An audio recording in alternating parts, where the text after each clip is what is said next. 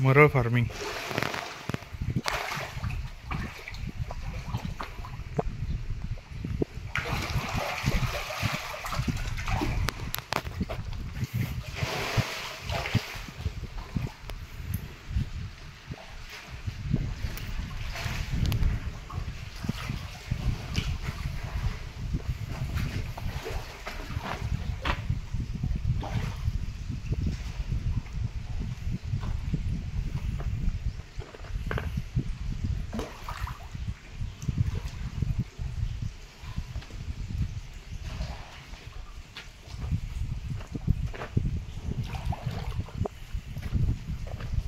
मरळचे नाही सगळे मरळ.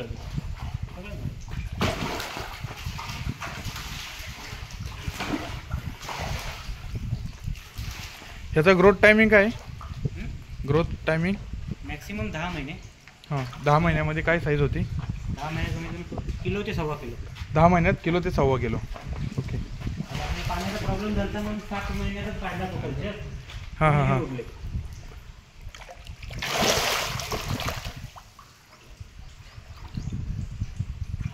मार्केटला डिमांड पण आहे ना ह्या मरळला बाकी माशांच्या तुलनेत. लोक इथे येऊन घेऊन जातात का?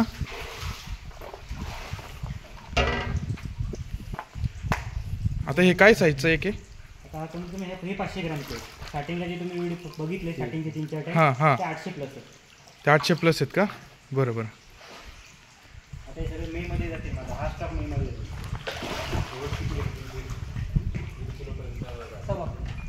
आणि ह्यात किती असतील आता? आता सध्या कमीत कमी 300 असते. ह्यात 300.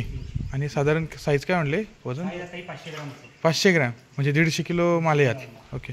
आता हा शिफ्ट आपण त्या शेततळ्यामध्ये करणार का? जो बाहेर आहे ना. हां बरोबर. या 2 महिन्यानंतर परत विकायला काढायचं ना. आणि ह्याला ऑक्सिजनची गरजच नाही काय?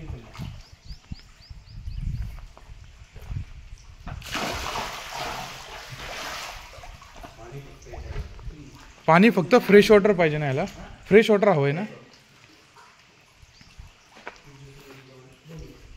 पाणी किती दिवसांनी बदलतो? 2 दिवसांनी. 1 दिवसाआड. नवीन स्टॉक आहे का तिकडं?